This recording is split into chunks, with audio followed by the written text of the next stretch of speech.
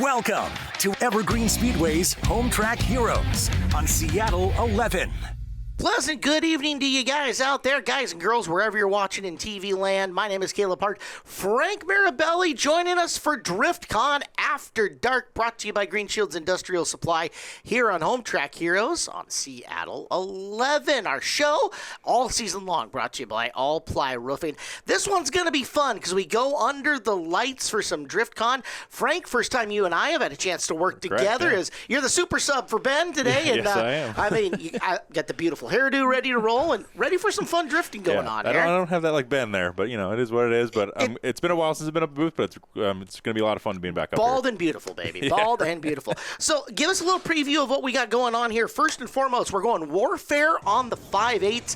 We are about to see these guys go what? Mono-e-mono on the 5/8 track to begin with? That is correct. So we're looking at here is Matt Rusecki actually out there. He's got a buy run, so we're going to see basically the number one qualifier come out here and throw down what is the perfect lap is the idea, right? So being that he's number one qualifier, he should be the one closest to actually getting the actual perfect layout through there. We wanted to see him high on that bank. He was a little shallow in this example here on his buy run. He doesn't have to risk the car on the wall, so he's going to give himself a little bit of room. You can see on the ground we have some painted boxes. This is where we're aiming for, so that's an inside clip there. We have this outside one. This is a mimic of the Formula Drift Pro track, and so we're seeing what the local guys can do on a pro level layout. All right, so let's take a look one more time because we're going to get a run and then a replay, and that's how most of the show is going to go for you until we switch things up a little bit later. But this is the 5/8 track. It is a high-speed course until the point where it isn't, and that's one of the things that's always kind of blown my mind about this. Hard on the hammer, and then you get really technical coming through about this point right here. Yeah, it gets slower and slower and slower as the track goes. Formula Drift kind of opened some of these zones up this year. You can see that there's some old yellow lines, and now you see some white ones over top. So you can see it just gets tighter and tighter and tighter, which makes the battle better and better and better. You know, the cars are able to get closer and closer as the track comes to complete. So Rashetsky gets the buy run there. He was the 1 seed in the blue 350Z, sponsored by Lordco Auto Parts. Here's our first side-by-side run of the night that we got going for you. Jace Havoc is in the black and yellow Nissan, and going after him is Carlton McDonald. That's the red and black Mustang as we are underway. Now, what are we looking for here as they go after each other? Yeah, so you got Jace out front. He's actually a Formula Drift Pro licensed driver. He runs the Pro Spec class. He's trying to get up on the bank as much as he can and hit those zones, while Carlton in the chase here is trying to mimic him as closely as possible. So we want them to be a ghost, a shadow. We want to see them mimic, be as close as possible, and match the lead driver as well as they can. Your lead driver is being scored on a set of marks that he's trying to hit, and amongst them is style, smoke, and then getting into the zones. Can you explain more of the scoring that he's being? Yeah. So we have style and line are mostly what we're looking at here, with angle is part of that style. So style is like how quickly you can get the car to go from one side to the other side, really snappy angle, big angle, things like that. Those are going to get you those style points and those angle points. And then line is you got to hit the points on the track. The chase driver needs to know where you're going so that way he can be close. If you aren't hitting those points, how is the chase driver supposed to anticipate that and get there? And one of the things that Ben loves to say is that you can't have a good chase run unless you have a good lead run going. After one driver leads, and look out, they swap lines and we got a wreck coming up. So maybe this is the wrong one to tell you about how that is scored, because we have got one wadded up and we are quickly going to go to replay here. So yeah, we got Carlton trying to throw in a big entry, and the car actually over-rotates on entry, and he's just not able to bring the car back. So this is like a nice big faint snap entry he's trying to do, and when he kicks it to the right, you're trying to get the car to rotate back to left. It just doesn't do that, and it just kind of hangs him out to dry, and he gets up into the wall. It's an incomplete on the run, and that gives Havoc basically the auto win on that one since he completed his lead run. Yep. So Havoc did need to go through and finish his run, though, right? We just cut from that. No, actually, as a chase driver, you don't have to. Once the lead zeros, it's over. We don't want the chase driver running into the lead driver if the lead driver's making that big of a mistake, right? Got it. So okay. in that case, no, he didn't have to. But all right, so now that you've seen the side-by-side, we'll go back to a single. We've got a buy run here. This is David Dodge. Dive and Dodge. Got to remember how it's said. But he is out there in his white and green Scion, sponsored by Mike's Performance Marine. And we'll get a second view of how another one of the drivers decides to take on this track and the kind of style and kind of smoke and angle he can throw down. Yeah. So he's another guy with another V8 swapped Japanese car. That's kind of the standard now in drifting here. When you're getting into this competition level drifting, they need that power. So with this buy run, he's trying to do the perfect lead, get some practice. You could see he was high up on the bank, but the car kind of straightened out a little on him, drove him down the bank. He's trying to work his way back up. We want to see you high in the bank all the way to the end until you get to this outside zone here. Was a little shallow there. Try to get out to this one. Looks good there. Fills that zone. Then there's an inside here, where a little box we're aiming at. He gets that, and then out to the wall to finish off the run. Through the wall, out to that last yellow line right there. So pretty good overall run. Not perfect, but I mean, it's a buy run. Again, you don't want to risk the car on that 5/8 and wad it up when you got no one you're going against. So there's an idea of what it's supposed to look like. This is going to be the 3 versus 6 battle. Tyler Mayer out of Snohomish, the red Nissan, sponsored by TMR, and the 6 seed, that's Jared Robertson, the purple 350Z, sponsored by 425 Motorsports, as we're off and running. So as I said, people like to swap V8s. Well, Tyler's not one of those guys. He's got a JZ, so there's from a Toyota, but it isn't a Nissan, and he's going up against of course, swapped LS there in the Z of Jarrett. So Tyler's one of our top guys out here usually. He's throwing out a pretty good lead. A couple of small little things that didn't make it there and there, but for the most part, this is one of the better leads you're going to see is from one of our best drivers, and Jarrett's just trying to stick it to him here at the end. Heck, got out there and slapped the wall, it looked like, with the tail end of that race car on the 5/8. That's going to be a little disturbing. I say that, disturbing to you. Oh, God, I hit something, right? Yeah, when you tap the wall on that 5/8, it's more or less, please, front end, don't follow it up in there. So you just try to stay buried in the throttle, keep it out there. Yep, just a little bit at the end, gets a little bit of straight there, which then makes him not quite get that zone full on. He ends up shallow in the second one, too. That's usually how it happens. If you're shallow in the first, it might be hard to get out to that second, with a nice wide swing, but does finish a strong Jarrett right there on his door coming into the end.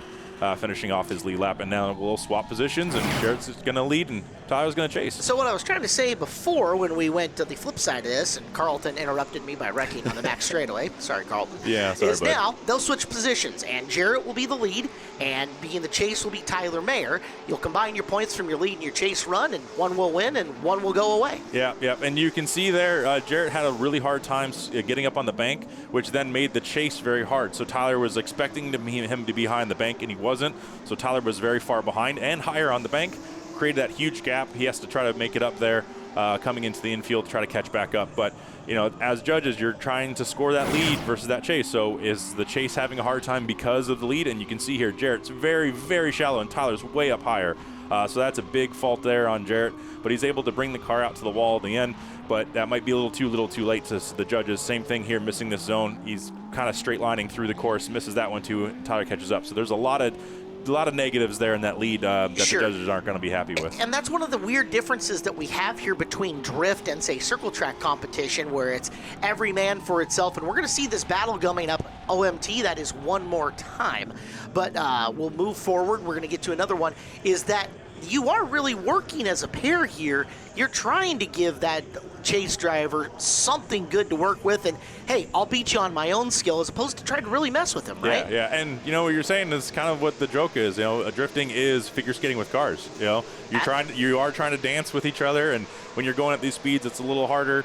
But of course, when you'll see here later in the other battles, and when we get to other track layouts, you can see there's usually a lot more proximity because the slower speed's easier to do that. But we do got basically some of the top two guys here between Matt and our Jace. Jace is a local guy here, basically across the street from the track. And Matt comes from Canada, coming down here to fight us, and he's currently the points leader in this championship series as well, that we'll see later. We usually have to wait till a championship round to see this kind of matchup, but we get Rushetsky versus Havoc pretty early, as the Moonman FPV drone replay is going to get us another look. That's Rushetsky in the blue and red car. Havoc is in the Bumblebee colors, the yellow and black, and this one was a beaut. Matt, you can see there, was high on the bank for most of it, exactly what we want to see. Matt also already won his Pro Spec license up in Canada, so we technically have two FD Pro Spec drivers going against each other. I hear Matt's trying to get out there next year and go with Jace around the country and do the professional level. As good as those guys have been literally every time we have had drift here on Home Track Heroes, it's not surprising on either of them. They'll flip around. Now it is Havoc with the big feint and getting up on the bank in the lead run with Rushetsky and Chase. Yeah, you can see Jace also getting nice and high. He had some pretty good angle on an initiation too, holding it through there, trying to stay up, got the on the wall there, filling the zones. Matt's struggling to keep up a little bit, but he's going to dive in here and just overcooked it. I think he came in a little hot trying to catch up. and may have over-rotated the car there. That might go against Matt. I didn't see anything standing out that it was Jace's fault, but we'll see. As close as a lot of these drivers are, one visible error like that can often make the difference in these runs as far as the scoring goes. Yeah, we kind of just saw that with that one more time. Yeah, Jarrett was low on the bank, but then Tyler had a straighten in the chase, and you get it one more time, right? Two big mistakes are going to put you out that way. So if you're making that big of a mistake, you have to hope the other driver did the same thing. So this might be hard for Matt to overcome here.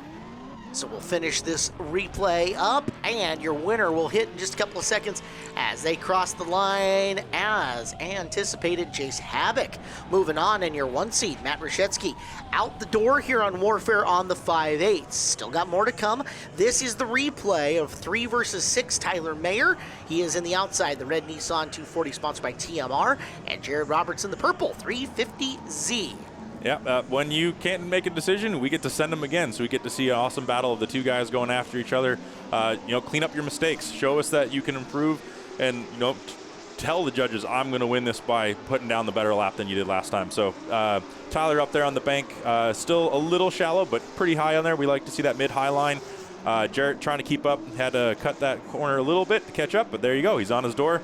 Trying to stick with him, trying to make that mirror, and trying to make that transition through the finish and put it on his door. That was a really shining example of how good drift could be. They were tight, they hit the zones, and we're going to get another look at it here on the drone replay. If you catch anything that stands out to you here on this second run, Frank, let me know, but this just looks like textbook lead and chase to me for Mayer. Yeah, and Mayer's got the second half of the bank on dial. You can also see the car's not really wavering and dancing around, really, really smooth. Big angle right there. We love to see that before a transition. It does give the chase driver a chance to catch up, but it looks good when you can throw it big and sideways before a transition like that. Great lead by Tyler. Pretty clean there. Jarrett could have been a little bit closer in a couple spots, but he was able to catch up and show his presence there at the end. Helps, too, when you've got two relatively similar cars. I know not the exact same, but power, make-wise, not the same model, but they're working with similar packages. Yeah. So, I mean, one might be a V8, one might be turbo, but they are putting down similar horsepower from my understanding. You can see here, Jarrett's a little shallower on the bank comparatively on his lead, and Tyler's right there through the power alley. Transition a little early, but you know what? Saves it, puts it right there, keeps it nice and drift, and mimicking him. Great little bumper sweep through the finish line here, and sticks with him. Yes, he does. So looking pretty good there. I would say that's a pretty good chase by Tyler. It's always hard to get around the bank if the lead driver is not getting it nice and high. It makes it a little harder on the chase driver through the bank. But you can see Tyler even started the bank a little higher. And then is able to mimic his angle. You can see Jarrett's pretty smooth there too, but he's in the middle of the track. We'd like to see him higher, and Tyler's matching him, angle, line, everything, and then throws it a little early to get on his door to come through the second half, because this is where the fans are. You want to be close here. This is what everyone wants to see. Yeah. And you can see most people are standing right there, right at the end. That's where all the good viewing is, so you got to be on their door by that point. Tyler Mayer close enough to pick the chicken nuggets out of Jarrett Robertson's pocket, find that sweet and sour sauce, and it is Mayer that will move on. This is David Dip, Duck, Dive, and Dodge taking on Tyler Mayer, the 2 versus 3 to get into the Final Four. This is the Final Four matchup. This will take one of these two drivers to the championship. Yeah, and love to see David out here. He's all the way from basically California, Medford, Oregon. He comes up here for all of our events, so it's great to see some guys coming from far distances like Matt from Canada and David here. Tyler's struggling a little bit there in the chase. David looked like he put a little bit of a gap on him. Tyler's trying to catch him back up, though. Like I said, this is the important part. If you can't stay next to him here on these slower corners, it's not going to bode well for you. So he's able to catch up and finish it pretty clean there. David Dodge, Medford, Oregon driver, like you said. And here we go on the replay. We'll look a second time. Throws that back end nice around big, kid. Yep. Yeah, and then he's just up on the wall enough. He's not exactly rim riding all the way around, but enough to kick up all that rubber that we've seen in that turn 1 and 2 shot off the 5/8. That's such a cool view. Yeah, he had a great entry on the bank. It came down a little bit, but it worked its way back up, and it was able to put down a pretty good lead. You can see here he's hitting the zones, things like that. So we're talking a pretty solid lead here from David. Not too much to scoff at on that one. So we talked early about this course and having all that speed that you have through the 5/8 as it progressively slows down.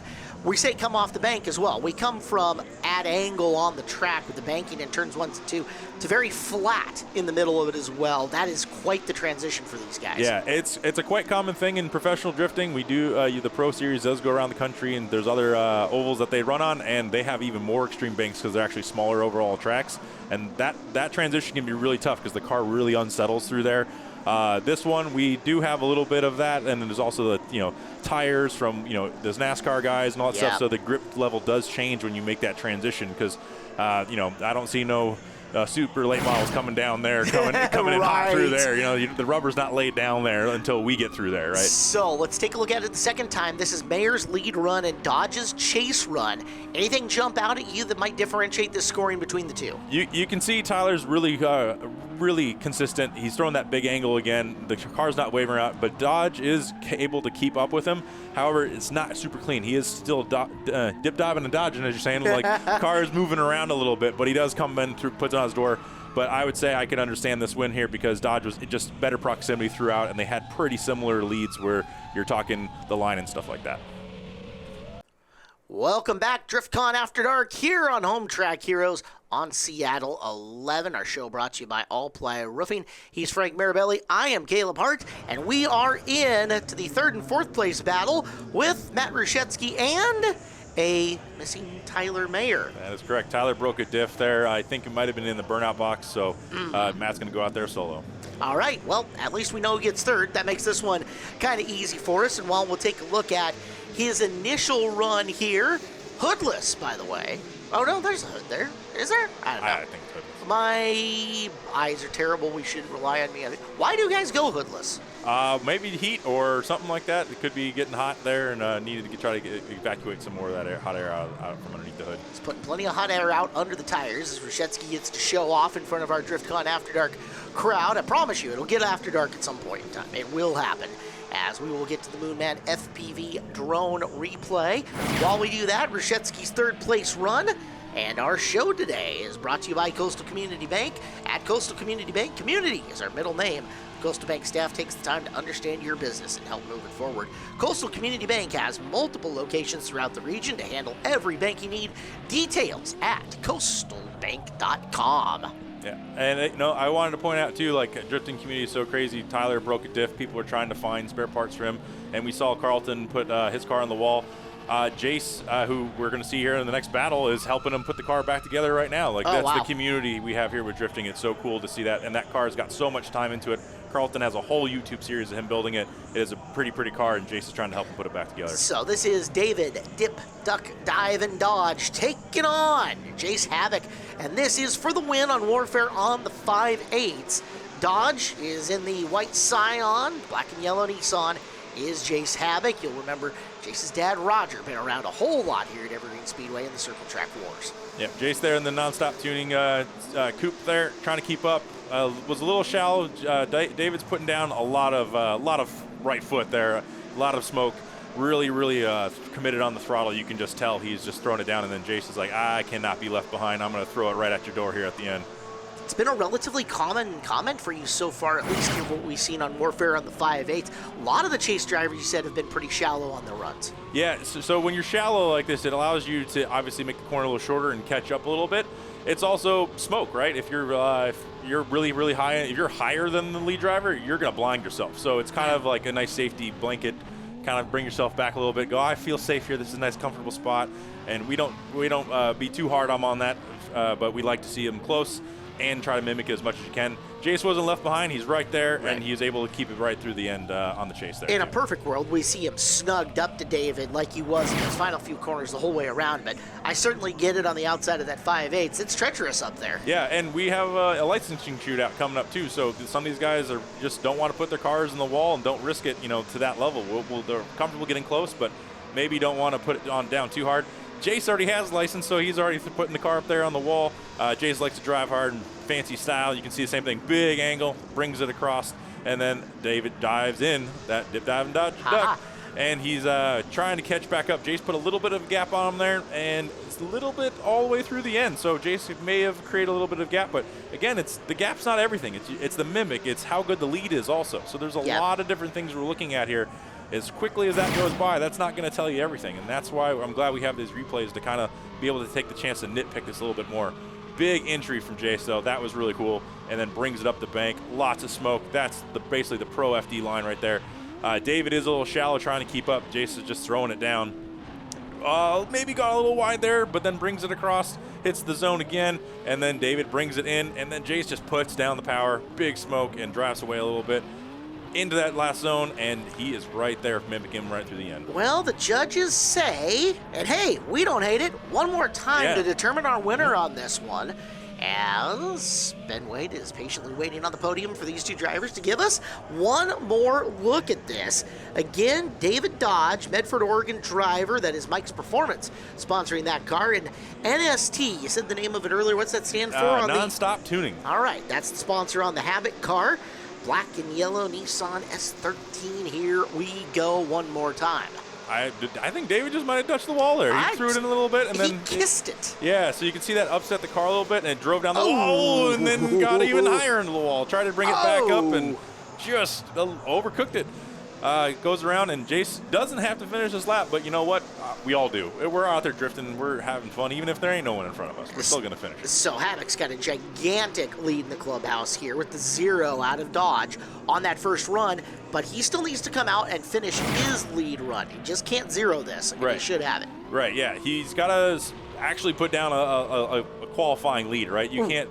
You have to not be a 0. You can't kind of not really try. You got to put down. You got to show the judges, like, I know I have the advantage, but I got to really show that advantage. Yeah, I'm making my best attempt at this. He might get a little more conservative in some spots, but at the same time, he's still got to go out and put down that lap with angle, with line, with smoke, etc. Yeah, and there's Jace waving out the window a little bit, just saying, hey, I got this. I know I do. Having a good time. Jace is always one of those guys, always got a hand out the window waving to people, and even the other drivers by that fact. One of the cool things, these guys, you know the value of being a showman, right? Yeah. A couple DriftCons ago, I was waving to Jace when he was up my chuff there around the bank. So it's always a lot of fun to wave to your competitor when you know you're either doing good or doing bad. In your incredibly unique drifting machine. Yeah, that's right. Yep. And that's why everybody can see me waving. Right. So there's Havoc, and technically, pretty darn good lead run for him there. Just got to get around the track, and, Jason's a showman. You can just see all the throttle. Even when he's past the finish line, he's still putting down smoke, and they're both doing it. They're both having a little bit of fun. Well, David already knows he had a deficit. It's just like, hey, let's have some fun with this and just put on a show for the fans. I like the fact that he's making that little redemption there at the end by keeping the smoke going even past the finish line. That works good for me. He saved some tires on the first lap. He had some left over. That's, got to use them. Sure. Well, tires are evil. They must be punished. Yeah. Well, you can see here, perfect zone and basically perfect there. And David's giving him a hard time through the infield. Again, just a nice quality lead. A little shallow there allows David to just kind of pop in and bump him through the finish line. And you see a tire fire, which is getting really common in drifting. We have a lot of extra tire that build up on the car. And if you get it nice and hot with a little bit of a backfire from an engine, you get a little bit of a tire fire. Usually puts itself out, and it looks like that was the case here. No harm, no foul. Well, we've got a top 3 to give out. Let's kick things down to the podium. Let's just get Matt. Let's just get Matt Rushetsky up here, because he got 3rd place today. We know that position there, so we got Matt Rushetsky. Yeah, clap! Make some noise for the dude, man. Yeah, big checks. Yeah, I mean, this will make a lot of pesos. Make a lot of pesos? Is that where we're going? We're going south of the border? Canadian. You ain't going to the north border? You're going to the south border with that thing? Betting it all on black? Man, so it was a lot of fun to watch. I mean, you've ran the 5/8s like a lot in your tenure, in your drifting career and stuff like that. But I mean, what makes it, is there anything different at events like this? Like, I mean, is there more, does it feel like a little bit more special, like it's kind of put on a pedestal here, or is it just kind of drifting for you and just going through motions? We wanted to do good on the 5/8 today, and I feel we had some pretty solid laps. This is like our farewell before Pro Spec, so today was just a fun jam session. I mean, don't start talking about that farewell. You're gonna make me cry up here, man. But like, look, you had a great showing. You were #1 qualifier. You went out here. You battled against a pro spec driver, and you know you went shot for shot with him, and it was real close. I mean, how does that feel? Because we've had a couple of opportunities for you to go up against Jace, right? Someone who's made the next step, a little bit of a yardstick for yourself, for sure, to see how you measure up with. And on a big course layout like this, something that FD runs, like, if you look at it, how do you feel like you fared against someone like that? My chassis is a little heavier. Jace is an unreal driver. He's got an amazing program and an awesome car and an awesome team backing him. We did our best, and man, I definitely, it opened my eyes for next year, but I'm happy to show him the new chassis next year in Pro Spec. Hell yeah. Well, it's all learning experiences, right? So it sounds like you go out there, even in losses, man, you get learning experience. You actually learn more in losses and stuff like that. So that's the right mentality to have. It sounds like you're ready to take that next step, make that next step. I'm so stoked for you on that. Give a big thank you for the people out here who are helping keep you on track, keep the car happy, and keep Matt happy. Yeah, mainly Living Legends Motorsports. I mean, they've been with me all year, and we've been doing this for 2 years now, and I couldn't do it without them. Lordco Auto Parts, they're signing back on. They're coming with us to Pro Spec, so super cool. And just all my other sponsors. Just Engineering, it's what keeps the car sideways and keeps it fast, so Just Engineering, got to give them big props. Big props. So big round of applause here for Matt Ruszewski, getting 3rd place here on our Warfare on the 5/8. We'll get some cool pictures in a second, but let me talk to 1st and 2nd up here. We'll get them going. And so let's get David Dip Dug Dive and Dodge and Jace Havoc up here, and we'll talk to these two. Let's make some noise. Let's let them hear it, because they threw it down out there. Man, Jace looking super official. David looking less so. I'm cold. You're cold? Yeah, I left my suit. All right, you can be cold over there. We're going to talk to David Dodge out here. So we talked to you a little bit earlier as well. I mean, does your feelings, does your sentiments about the 5/8 bank change at all? Like being up here on the podium now, or like are you hungry for more? How do you feel about it? I am just grateful to be here. Jace is the only reason why I got to run the 5/8s, and it was an honor to get to run with him and one more time him. Feelings are the same, excited. I would come back next year if I didn't spend all my money already. Well, it's okay, because you being up here, you get a little bit of change back in your pocket for sure, no matter what. You keep alluding to this fact that you may not have been able to run the 5/8s. Now you say that Jace helped you run the 5/8s. What was it that, how did Jace help you out and make it so you were able to go out there and perform today?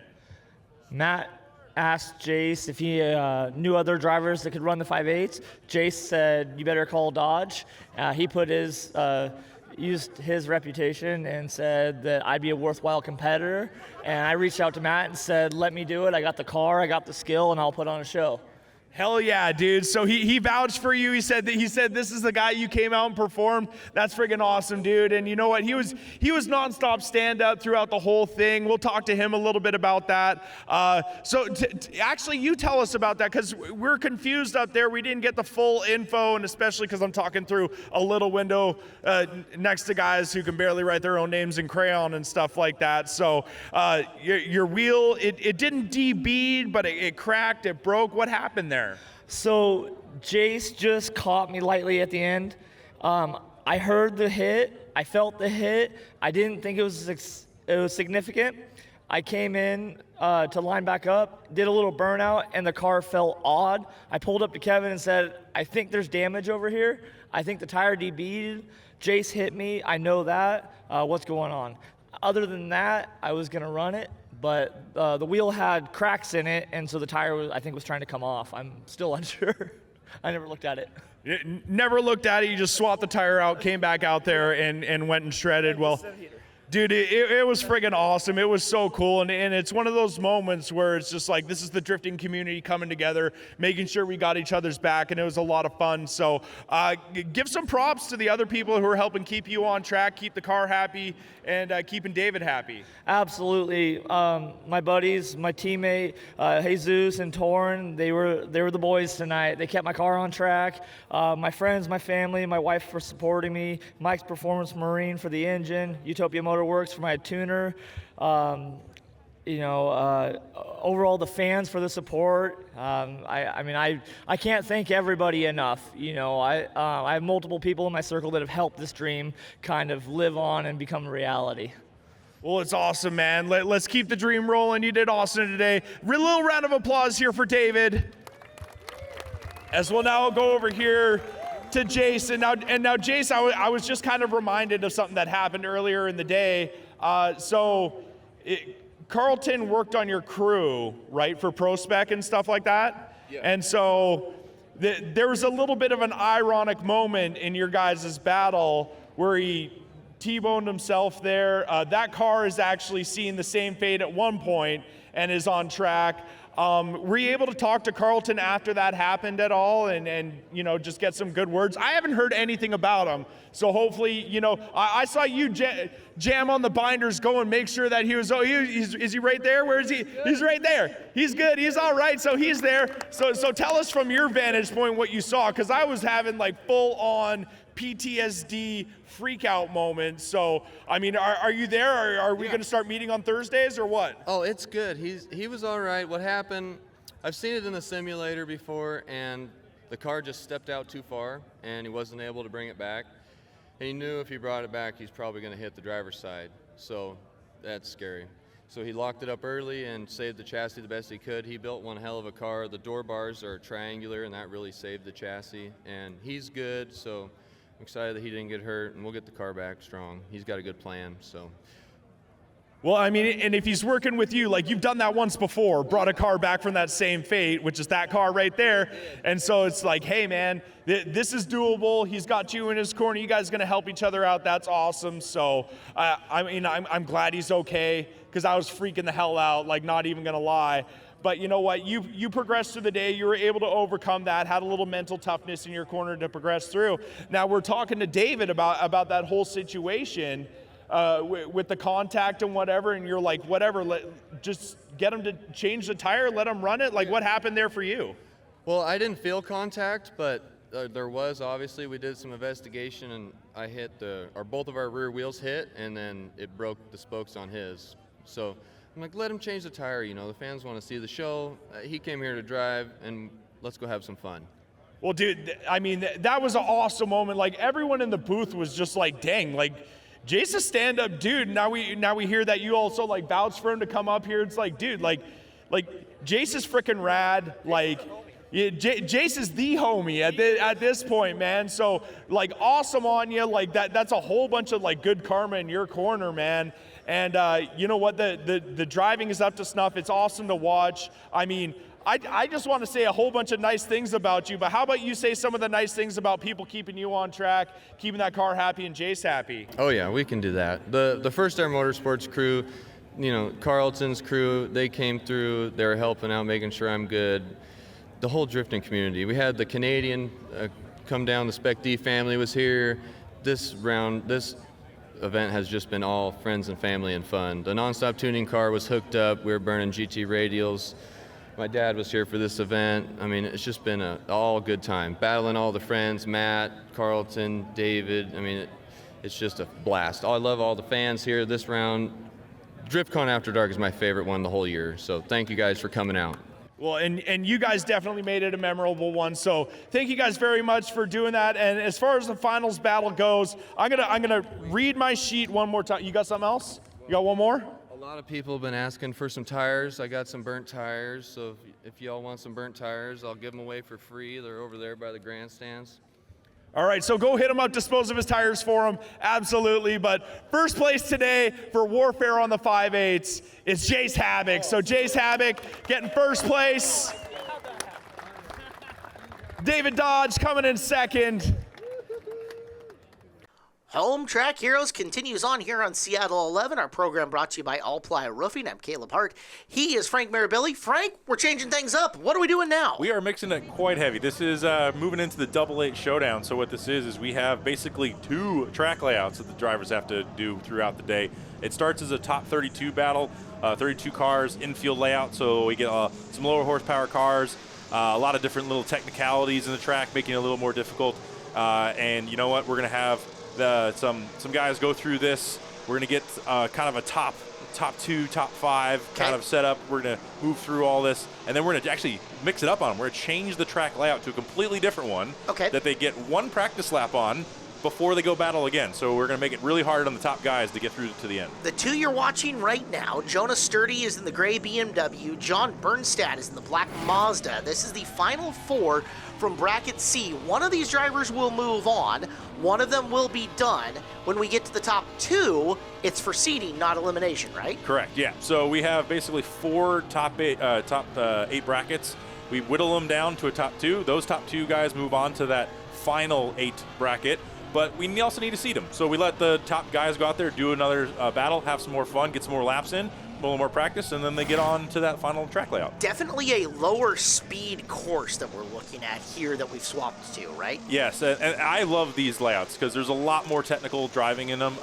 Being slower, you gotta, if you don't get those zones very well, it kind of may be hard to keep the momentum of the car to make it to the next one.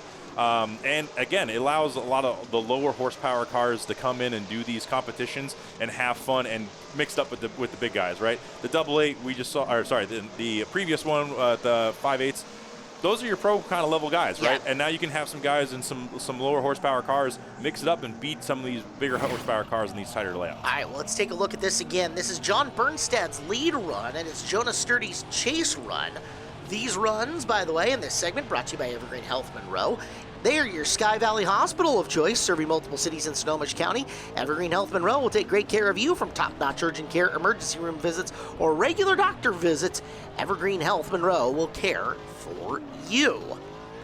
Definitely an interesting, it's definitely different from what we saw at the high speeds, and of course a little daylight left. Sturdy ends up moving on and into the top 2 for Bracket C.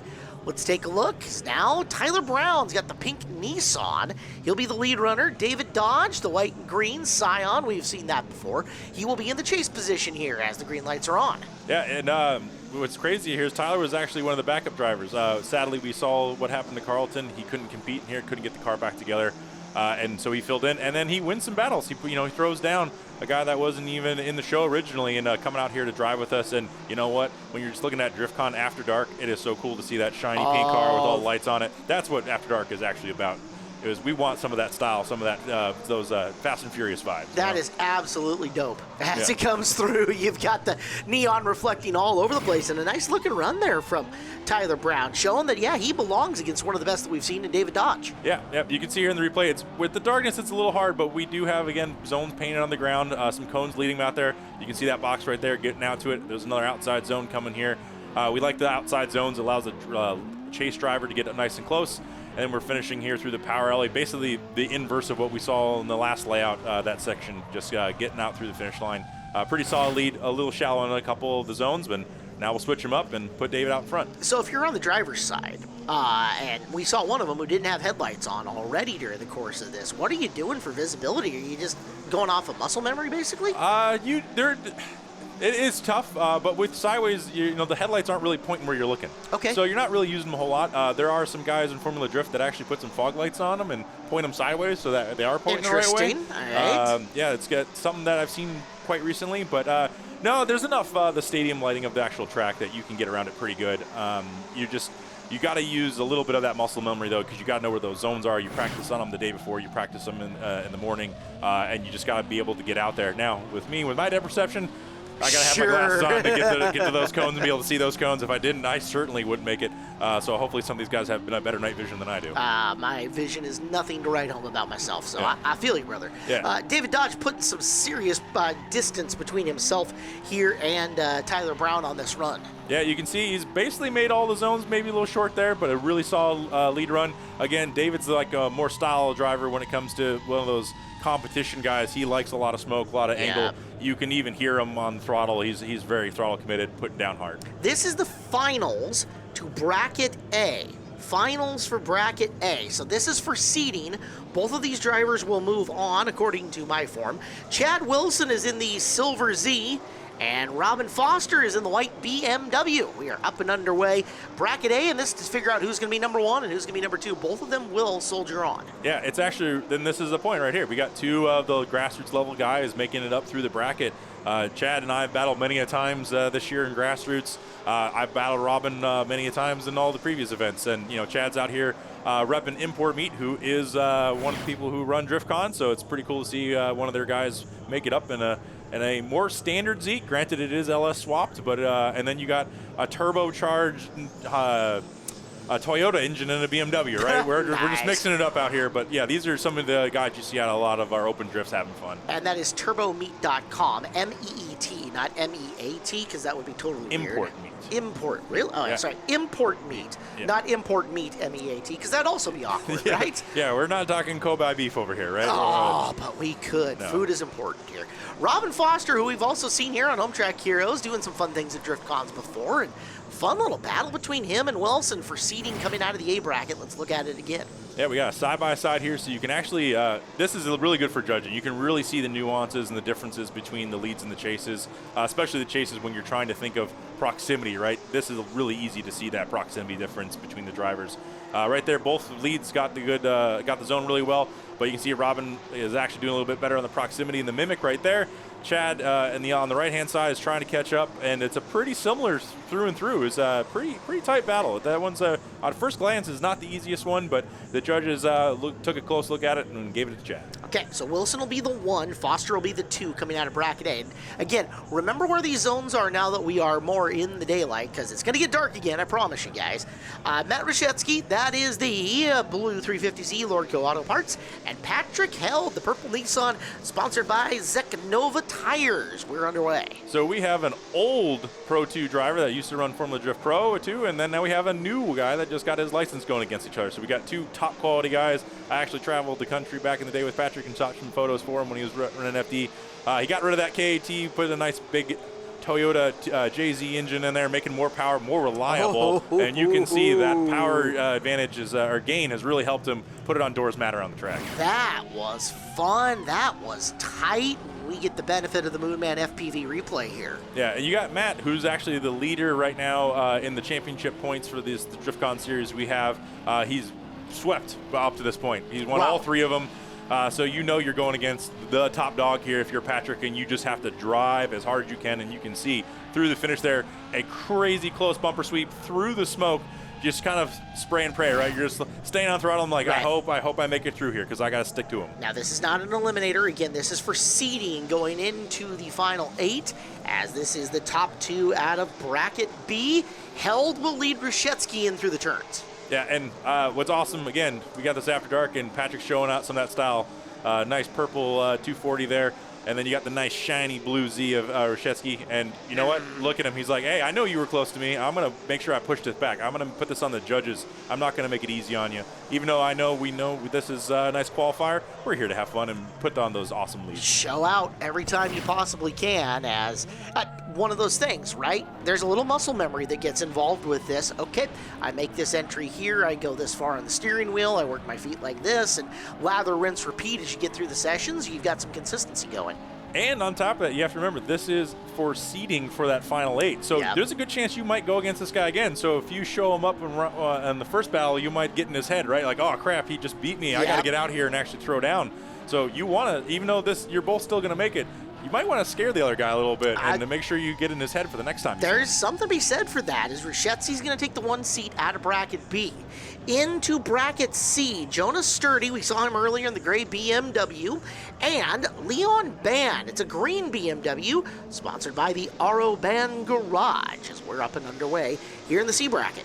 Yep, so we got Leon Band out there chasing down Jonah. So we got, again, 2 more swap BMWs. We got a LS and we got a Toyota JZ in there. So, again, no BMW engines, but both make good power. You can just see that by the smoke getting thrown down. Jonah's putting out a pretty solid lead. I don't see really any major mistakes. Lots of throttle commitment you can see there, and he put a gap on Leon. I'm just looking at the visuals on the Leon, the band beamer. Oh my goodness, that thing is stylish. That's a good-looking car. Second time, let's take a peek at her. As here is the replay of the run, and yeah, Jonah Sturdy looking really good. Yeah, and Leon's got that really fancy, shiny chrome green on there. Really looking good in the nighttime. All right, we're going to get one more look at it. They'll swap it around. Ban will lead, and it will be Sturdy on the follow. Here for the seeding out of bracket C. We'll see them all once again once we get to the top 8, but this is for the 1 seed versus the 2 seed. Leon initiates into this first corner. Yeah, so you see that green strip on Leon's car. He's got actually one of the FD Pro momentum lights on the car. So I'm not sure. I didn't have a chance to ask him why he had it on there. Maybe he's just testing or having fun with it because he does do some work on Formula Drift teams. So that's showing you the momentum of the car, right? So if the car is staying in acceleration, staying high G, you see the green there, and then it goes away as he comes out as the car slows down. So. That's fantastic. What's it tied to? Do you know? There's a box, it's built into the ECU that attaches to it. Okay. And it's got motion sensors, and it's proprietary stuff that Formula Drift has come up with. That's amazing. And so that's a way to help show visualizations to the judges and the fans, like, hey, why was maybe an accident happened because someone came off throttle when they shouldn't have, or something like that. So it's a judging aid, and it helps show the fans why the judges made the decision that they did. That is some cool technology here on our Formula Drift and here on our DriftCon After Dark, and gives you a really good reason to make Formula Drift when it comes out during their one appearance a year at Evergreen Speedway, plus some of our other drift events. This is cool on TV, nowhere near as cool as being here in person. No, yeah, I mean, let's just think here. FD sells out almost every year, if not every year that I can remember. It's crazy. It's a huge event. And these local levels, it's a lot more fun in the sense that you get a lot more access to the drivers, and you can meet some of these guys. You just getting David hot. Dodge. Yeah, putting on John Daniel. We all know John's a great driver, and he knew he had to drive hard against John, and got a little too hot there. It looked like. This is for seeding out of bracket D, by the way. John Daniel in the Nissan S13. That's Tire Streets and GK Tech sponsored car, and the Mike's Performance white and green Scion of David Dodge. A second look at it. Yeah, Daniel, the 732-time champion of grassroots drift here at Evergreen Speedway and more. Yeah, Goon Squad as a team, man. They took 4 in a row, I believe, between Julio, John, and Junior. I got second to Junior that year. I just couldn't catch him. Yeah, Junior got me good, but I get him in the 1-to-1s, so it's all right. There you go. That's where it matters, but right? I don't think there's anybody that's going to say that Goon Squad's not just the top grassroots guys out here between, and we'll see them later also in the team tandem. They're just solid drivers all the way through and through. Which is another great way to enjoy drift at Evergreen Speedway. Check out the Evergreen Speedway Grassroots. It usually goes off on Sundays after a Saturday race night. It's a great way to spend a Sunday afternoon with the family, checking out some drifting and something a little bit different. Yeah, and us grassroots guys, with practice, we're allowed to take passengers too. So if you're nice enough and you have your own helmet, we'll throw you in. But open drift is just as good. Come out, a lot more cars out there, a lot of different cars out there, including my very different car. Different car. And we'll toss you in. We'll get you a ride if we can. If you got the safety equipment available, that's it's the community thing with drifting, right? We talked about it with repairing each other's cars. It's also getting new people into the sport, and young kids. Obviously, it's a big one. We don't want people on the street doing this stuff, so come out to the track and have fun and learn from us, kind of a deal. David Dodge throwing a little extra English on that. Knows he had to put together a pretty darn good lead run, all things considered, and he'll still probably end up being the number 2 seed, but about to find out as he smoke shows us coming off the corner and to the end. John Daniel going to be the 1 seed out of the D bracket. We'll get into more of those coming up as we take a time out here on Home Track Heroes on Seattle 11.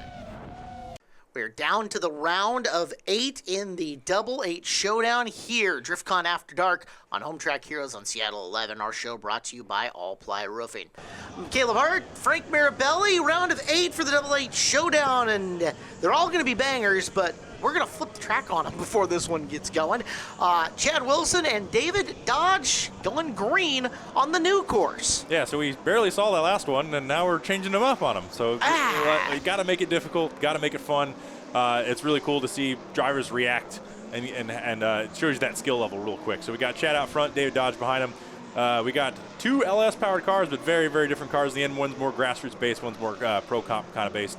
And you can just see, he's not running away from him. Some of these grassroots guys are pretty darn quick. No, this has been a really good mimicked chase run from David Dip, Duck, Dive, and Dodge. As they'll cross the line, that was fun, and we can see it the second time. Let's take a look. Yeah, so we're kind of using the off-the-bank entry. This one's pretty tough because the car can float out and you can send it long. Chad's filling those zones really good. This zone out here is really hard to see even on this video, but also just in person. There's not much lighting out there. Chad looks like he got out there pretty good. Coming around back towards the grandstands, got a little bit of inside clip there, and then nice transition. Now there is an outside zone there. Chad was shallow of it and allows David to come up nice and close, cut the line a little bit. So not the perfect lead there at the end. It is a pretty tough layout though. A lot of back and forth, long sweeping corners. So put your judge hat on me, as we're going to see David be the lead and Chad be the chase here. When you got a zone like that where your visibility is hard to see how far out they're getting, what are you doing to judge that? Are you just having to take a memory of your own? Yeah, I mean, I've been in that judging booth. That area we're coming up to right here, this next zone, just that part of the track is really hard to see as a judge because it is so far away. Your depth perception to where those barrels and those marks are can be a little difficult, especially if we've been running on that for a while. Yep. And a lot of the paint's missing. It gets pretty hard. But you kind of just all have to see the practice laps and stuff like that, and then you kind of use that as your judgment of, okay, this is where it probably should be because that's what most people are doing. So. Well, let's take another look at this as Dodge completes his lead run. Wilson and Chase will find out who the winner is. But first, a big thank you to Granite Construction, the proud sponsor of our Super Sprint cars, the Granite Cup, and a world leader in the construction industry. Granite Construction, an award-winning company and great place to work. If you're looking for a career change, find your dream job today at graniteconstruction.com. You can see there on entry, Chad ended up making contact with David. I've done that. We've all done that. That corner, like I said, the car will float a little bit, and if you get a little bit too spicy on entry, you usually end up making contact. There's a lot of contact there. And after that, Chad had to recover, and it took him a while to recover from that and put a giant gap, and that's why you see David there with a pretty substantial lead and getting the win. And a berth into the Final Four. Yeah, that is correct, We'll see him a little bit later. This is John Daniel, the Black Nissan, taking on Robin Foster. This is the 4-5 matchup, and we are up and underway. We got 2 awesome turbocharged cars here. John, of course, as we mentioned, been grassroots champion multiple times, and he's been our grassroots judge for the last couple of years. So, when you beat them all, you just now you get to get to pick on everybody. And nice. Now he's out here putting it down and showing us what he thinks good driving is, and he's showing us right away, hitting all the zones, getting out there. Nice style car, obviously. We bring up the lighting and just the paint jobs on these cars with Afterdark. They just pop. You got a lot of shine coming off of them with the lighting. Ton of fun at the DriftCon After Dark here as we are in the Double Eight Showdown, and a second look at it. And maybe it's me being too critical. For Foster, I just didn't see the mimic. I didn't see the looking like the car in front of you much out of his run. Yeah, those first 2 corners you can really tell he initiated shallow, and then he's been transitioning a little early, and so he's been shallow at John through those points. And so he's trying to keep up with John. John's got probably a little bit more speed in that car. And he's struggling maybe, and that's why he's just taking a tighter line, which we don't want to see. We want to try to see you mimic him a little bit better if you can. So we'll see if that gave Daniel a little point ahead coming into this second set. Foster now leads. It's Daniel in chase, and we'll see how well he can mimic Foster coming around here on our course. Yeah, you can see he's getting out to those zones really well, but John is right there. He's not super close, but sometimes when you had a good advantage, you don't have to push it too hard and make a big mistake and cut yourself off, right? So you got an EBS and smooth. You can see Robin's going nice and wide, which is what we wanted to see there, and John puts it on his door through the finish because of that. We like to see those big, nice wide corners. Makes tandems really good. Here's a chance for you guys to watch it a second time as we will come into the replay, and we'll start in behind him. And again, big thank you to Moonman FPV for the shots. I also like getting to see the brake lights work on this one and kind of see that flicker of when they're just barely off the brake. Yeah. It's funny to think that braking actually helps in drifting. When you're on throttle, the car obviously wants to drive forward, so you can actually use some left foot braking if you got a lot of front bias to hold the front end back and try to keep the car shifted back towards those outside zones if you feel the cars driving away from them. So you'll actually see the brake lights light up quite often throughout the track for some of these drivers as they're using that left foot brake. Well, the judges wanted to see that one more time. So one more time we shall see it. We'll back it up a little bit, give them a second to reset. As we take a look, round of 8, John Sturdy, the gray BMW. Patrick Held, the purple Nissan. This is the 3-6 battle, and we're up and underway. Yeah, Jonah's out there in his competition, E36. He also drives grassroots, but in E46, so we're all out there in multiple cars throwing down. And, we got Patrick chasing them down. 2 awesome drivers I've driven with these guys a bunch, Jonah especially. Patrick, he disappeared for a little while as he was doing that engine swap, so I haven't driven with him too much, but I got to battle him a few times this year. Always awesome to see him out there. I'm really happy to see that car back out and him doing competitions in it. It's an awesome quality build. Man, the Patty Held car, there's something about the way that the wheels glimmer in the light on that one. I don't know what he did to that, but that's just sharp. That dark purple paint, too. Is that what it is? Yeah, just a shimmers. It's a nice shimmer. Just a glimmer and a shimmer out there. It is cool. Here's the replay of the run we just saw, and I don't know, you guys can pick what your own favorite part of these are. I also very much like the pink helmet out of Jonah. That's kind of cool. Yeah, a little pink accents, cage, rearview mirrors, things like that. That's all part of everybody's individual style, and that's what makes drifting so much fun. And look at that big crowd for DriftCon After Dark sitting on the front straightaway watching these guys get after it. It's a blast. Yeah, it's a great way to end the season. It's looked forward to by a lot of drivers. So, yeah, all right, we got Patrick initiating there, getting that outside zone pretty much perfect, as you can see in that paint box. And let's see, same wing with 2, but Jonah's right there keeping with him. Get a little bit of a gap through that infield section and making the long sweep out to that other zone, and then we get this nice tight inside clip. So you can see Jonah is going to stack it up on him right through there because this is where the track slows down a little bit. Then we have this last wide sweeper, and this is where it just put down the power, put down the smoke, and have some fun. That was a beautiful lead and a beautiful chase. Nice action between those two. And hey, we get to watch it a second time. Let's take a look and, I don't know, see if you guys can pick out who you think the winner is going to be after seeing both chases, both drivers the chance to lead. So Jonah was really good and close those first 2, but Patrick somehow just got a little drag racy there and got a little bit of a gap, but you can see this is where the course tightens up and Jonah's right back on him again. Jonah's a great tandem driver, and so is Patrick. So you're seeing two of the best kind of in the area putting it down, and you're seeing some great tandems there. Well, the judges say that it's going to be Held moving on to the final 4, so we will give him a shot at that. Now, Matt Ruszewski is coming out. Ruszewski, the 2 seed, supposed to be taking on that beautiful green BMW that we saw of Leon Bahn, and unfortunately, Leon cannot make the call. Yeah, I think there was he was having some engine issues or something like that. I missed the exact problem, but it's kind of weird. This is now a 3rd buy run we've seen Matt do. He's had things pretty easy this event. I mean, coming in, winning everything, and then now at the end, everybody just have it. Just have it. Go with it. No one's even challenging him anymore, apparently. Well, somebody go find the rabbit's foot or the lucky horseshoe or whatever he's got over in his pit area, because Ruszewski will move on to the final 4. We'll look at it one more time, because why not? Drifting's cool. Rabbit's foot or awesome team. I could say either one. Sure. It's part of it too, is right. You got to have people to support you. These cars go through a lot of beating, and Matt's got an awesome team behind him. They're always at every event. They're looking to go at pros, and they're acting as if they already are, which is exactly what you want to see. And then you have a great running car that's mechanically sound and can go out there and do every lap that needs to be done. All right, so hold that thought, because I'm going to follow up on that once we get through Ruszewski's run and set up our next run. Ruszewski moves to the final 4, and we're going to get a playback. One more run in the round of 8. This is the one more time with John Daniel and Robin Foster. Again, it is Daniel to the outside, Foster the white BMW to the inside.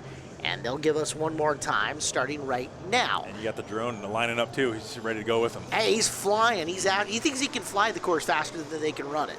He can't. If it's a good one, it probably can. Probably can. Right. So you mentioned these cars take a beating on this. What's going on to these cars and with these teams in between runs? What are they doing?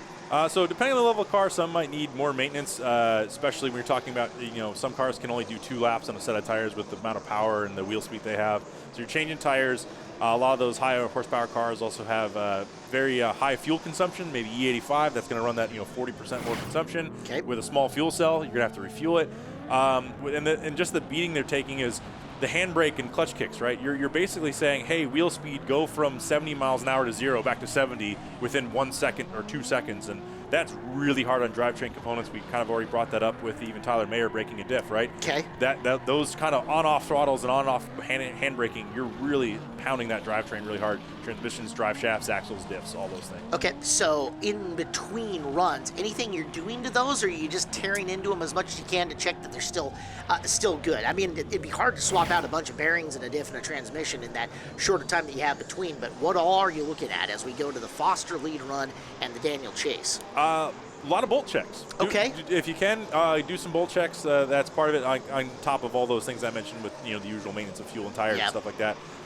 You want to make sure there's nothing loose, because a loose bolt is how you're going to snap a lot of that stuff, right? Okay. You want to. Those are the things you can usually go at. Some guys, like say some of the E36 guys, like myself, we can even swap out a diff in about 10-15 minutes. Sure. If we need to. So we break it, and you see the hype. Robin Foster, yeah. He knows John put it on him, and like I said, Afterdark is just kind of that party vibe, and these guys are showing it right there. And Robin's one of those dudes. Robin's always a lot of fun to hang out with, and you can just see by his driving out there having a good time. Yeah, this was fun. Both lead and chase run for both these guys here.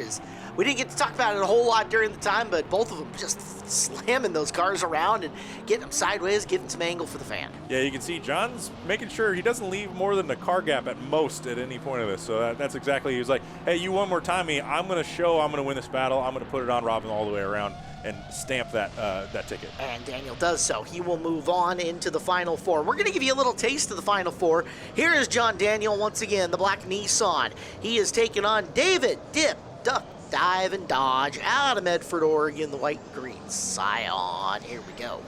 Two awesome drivers. So a little bit different on the style sense. John's that, the more street style guy.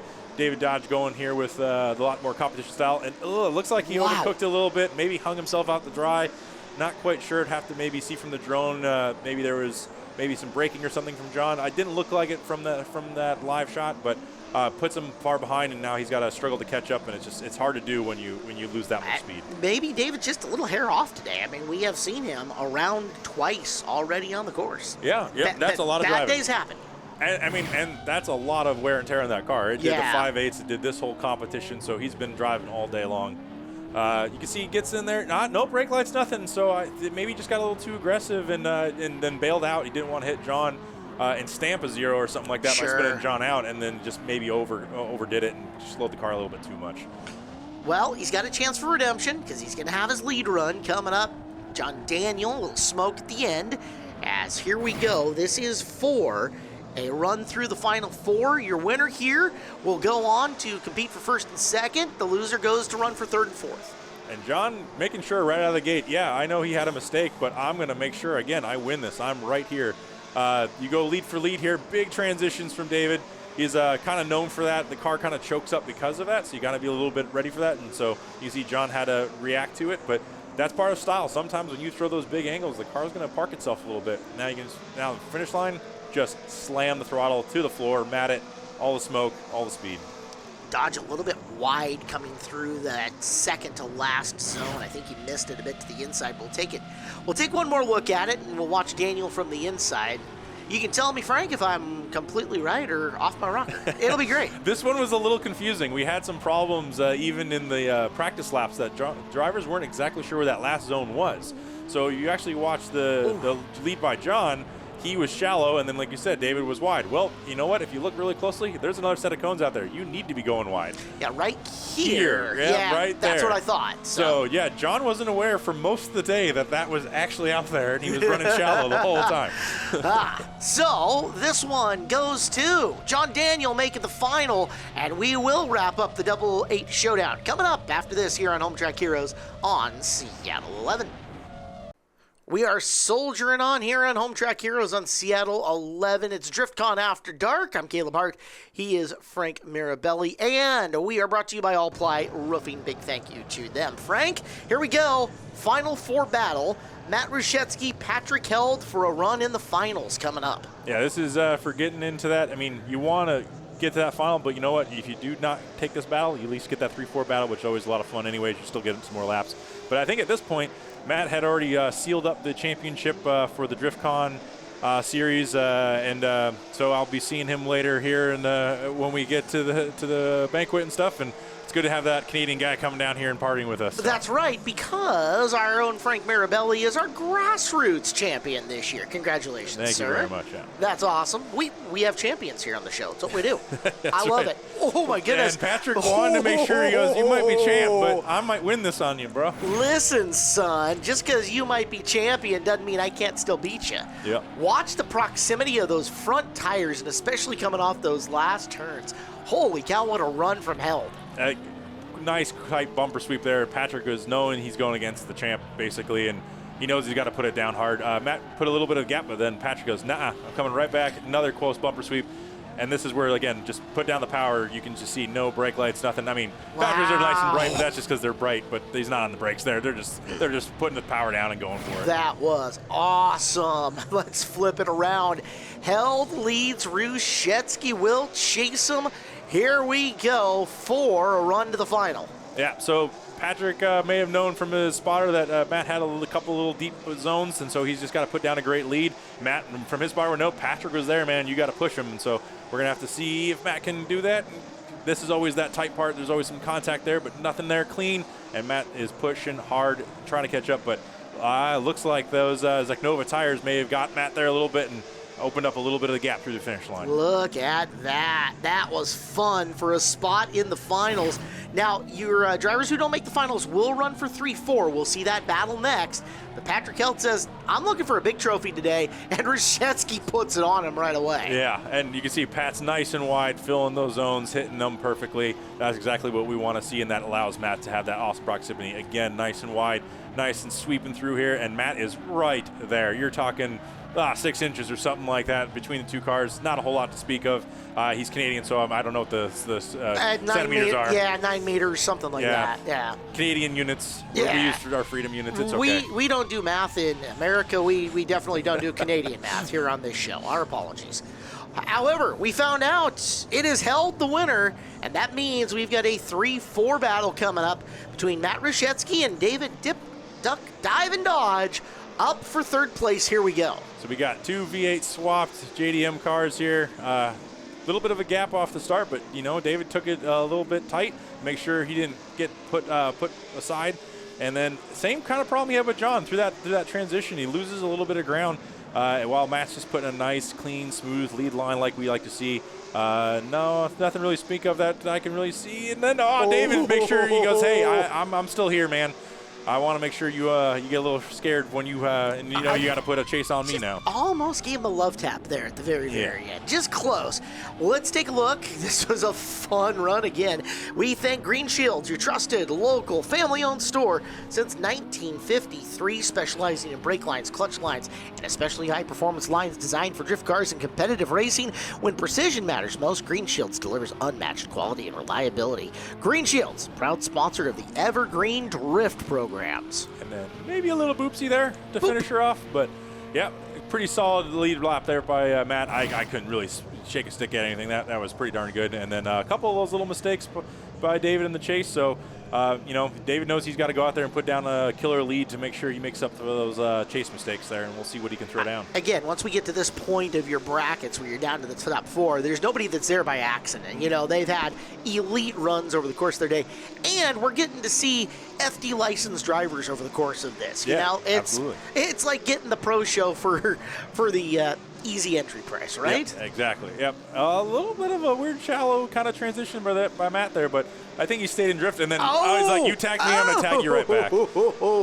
We know this is the end of the night for both of us. This is the final battle, so let's make sure we put a stamp on it. Cheap metal's cheap, right? You can bang it back out with the rubber mallet. It's all good. Let's see what happens again. And they almost maybe got him there, too, on entry. Matt just did not want to give up to David Dodge here. Lots of angle there from David. You could just see the difference in the two cars. And, again, I've been saying it all night. That's how David drives. Big angle, and you got to drive through it.